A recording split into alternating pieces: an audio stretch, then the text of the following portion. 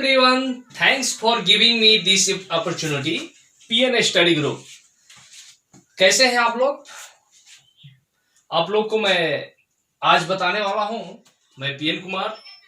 और पिछला वीडियो जैसे कि आप लोग को बताए थे कि वर्ड मीनिंग का, तो नेक्स्ट वीडियो में लेकर आया हूं। जैसे कि ये है आपका ब्राइड एंड ग्रूम फैमिली, ठीक है, दूल्हा और दुल्हन, ठीक है। मैरिज क्या है? हमारे लाइफ का एक टर्निंग पॉइंट है। आप कुछ भी कर लीजिए, आपको मैरिज करना है। अब एक दो अपवाद है, उनको छोड़कर। जैसे हमारे कुछ लोग पहले से कह गए हैं कि not knowledge without college and not wife without life.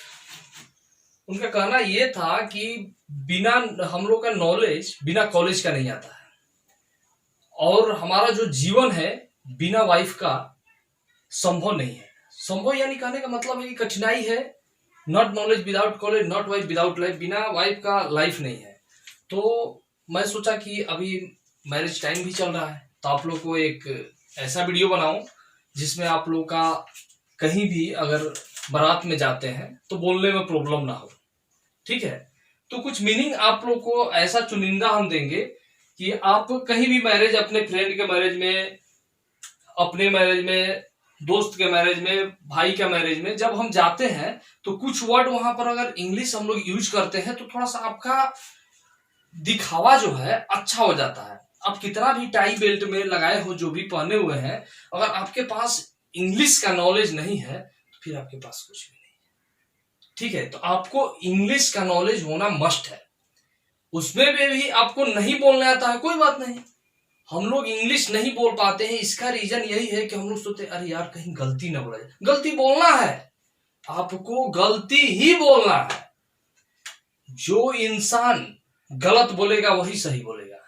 अब जब हम मन में ही है, रख रहे हैं, सब कुछ बोलेंगे नहीं, फिर आपको कैसे पता चलेगा हम कहना क्या चाह रहे हैं। तो बहुत हो गया बातें, अब चलते हैं अपने टॉपिक पर। टॉपिक है वेडिंग मीनिंग का, ठीक है। ब्राइड एंड ग्रूम, शादी में हम लोग जाते हैं तो इन्हीं का मेन भूमिका होता है, दूल्हा और दुल्हन का, ठीक है। तो फर्स्ट मीनिंग हम स्टार्ट करते हैं दोस्तों। आपका है वेडिंग प्रोसेशन, ठीक है। वेडिंग प्रोसेशन का मतलब हो गया बारात, ठीक है। उसके बाद है वेडिंग गेस्ट, ठीक है। ये हो गया आपका बाराती, बारात हो गया आपका वेडिंग प्रोसेशन, ठीक है। उसके बाद है वेडिंग गेस्ट, बाराती, ठीक है। नेक्स्ट आपका है ग्रूम, ग्रूम मीन्स दुल्हा, ठीक है। उसके बाद है ब्राइड, दुल्हन। ये चार चीजें मस्ट है, आपको ये पहले याद कर लेना है। बारात, बाराती, दुल्हा और दुल्हन, ठीक है। दुल्हन का ब्राइड हो गया, दुल्हा का ग्रूम हो गया, और वेडिंग गेस्ट का मतलब बाराती हो गया, और ये रहा आपका वेडिंग प्रोसेशन, बारात, ठीक है। अब उसके पास चलते हैं in laws of laws house, ठीक है। ससुराल, ससुराल हम लोग जाते हैं ना, वही ससुराल। उसके बाद है इन लॉज, ससुराल वाले, ठीक है। नेक्स्ट है आपका वेडिंग सेरेमनी, ठीक है। शादी की रस्में, शादी का जो रस्म होता है, जिसको इनवाइट करते हैं, शादी का रस्म है भाई, तो वेडिंग सेरेमनी, ठीक है, शादी की। ये है हमारा 7 ओथ, 7 फेरे। जैसे कि हमारे हिंदू धर्म में 7 फेरे मस्ट है, ठीक है। आपका मैरिज हो रहा है तो आपको 7 फेरे लेना है। बाकी धर्म में अलग अलग है रीति रिवाज, ठीक है। उसके बाद है आपका ये ब्रिडल फैमिली, दुल्हन के घर वाले। जब हम बारात लेके जाते हैं तो दुल्हन के घर जाएंगे तो उसको बोलेंगे ब्रिडल फैमिली, ठीक है। उसके बाद है ब्रिडल क्लोथ, दुल्हन के कपड़े, ठीक है, उसको बोलते हैं ब्रिडल क्लोथ। उसके बाद हम आते हैं फियंस, मंगेतर, लड़के के लिए, ठीक है। उसके बाद है फियांस, मंगेतर, लड़की के लिए। ये भी आपको दोनों याद रखना। एक याद कर लेंगे तो दोनों का सेम होता है प्रोनाउंसिएशन भी, बस इसमें डबल ही हो जाता है। ये हो गया फियांस, ये होगा फियांसी, बस, ठीक है, लड़की के लिए। उसके बाद नेक्स्ट है आपका शू स्टीलिंग सेरेमनी। जूता चुराने का तो सबको पता है, जब हम लोग बारात में जाते हैं तो दूल्हे जी का जूता चोरी हो जाता है। अपने साली लोग को भाई उनका मांग होता है कि इतना पैसा दीजिए तो आपका जूता मिलेगा, ठीक है। तो वही है शू स्टीलिंग सेरेमनी, जूता चुराने का रस्म। नेक्स्ट है आपका सिस्टर इन लॉ। जूता कौन चुराएगा भाई, साली ही ना चुराएगी। तो वही है सिस्टर इन लॉ।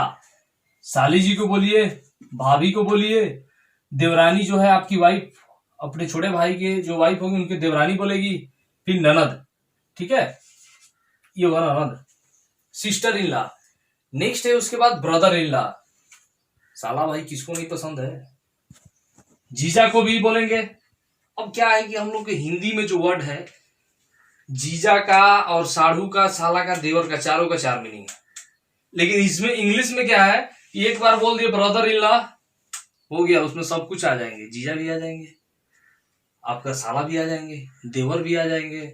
और लास्ट जो है ये आजकल तो ये इतना चल रहा है मार्केट में कि मत पूछिए, साढ़ू ब्रदर इन लॉ, ये मस्त है भाई, सब कुछ छूट जाएगा, साढ़ू नहीं छूटेगा, ब्रदर इन लॉ, ठीक है। आगे चलते हैं, son in law. Son in law means दामाद, दामाद जी हैं, सॉन इन लॉ, ठीक है दोस्तों। उसके बाद है डॉटर इन लॉ, बहू।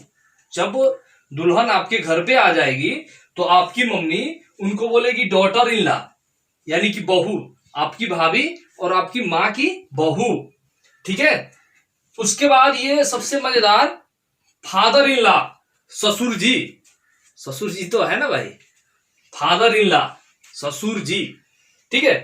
उसके बाद है मदर इन लॉ, सास।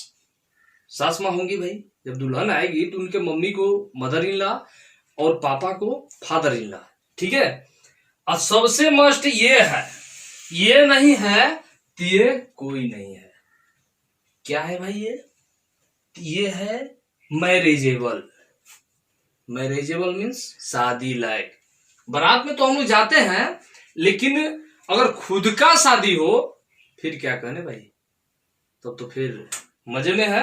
ये है मैरिजेबल, शादी लायक, ठीक है। तो आप लोग को जैसा कि मैं ये बताया, बारात, बाराती, दूल्हा, दुल्हन, ससुराल, ससुराल वाले, शादी की रस्में, 7 फेरे, दुल्हन के घर वाले, दुल्हन के कपड़े।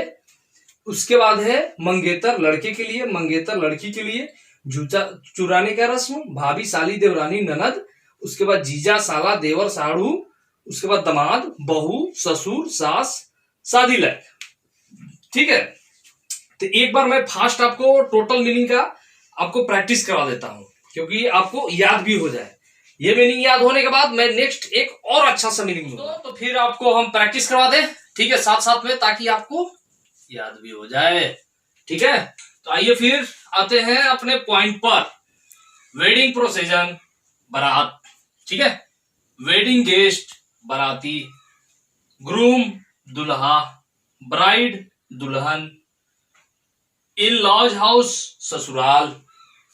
उसके बाद इन लॉज, ससुराल वाले।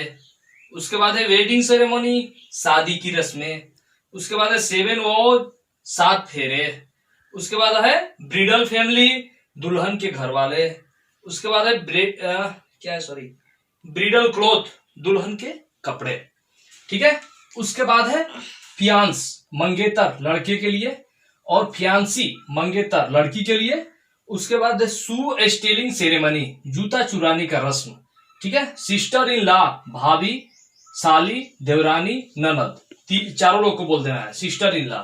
ब्रदर इन लॉ, जीजा, साला, देवर, साढ़ू, ठीक है। उसके बाद है सॉन इन लॉ, दामाद।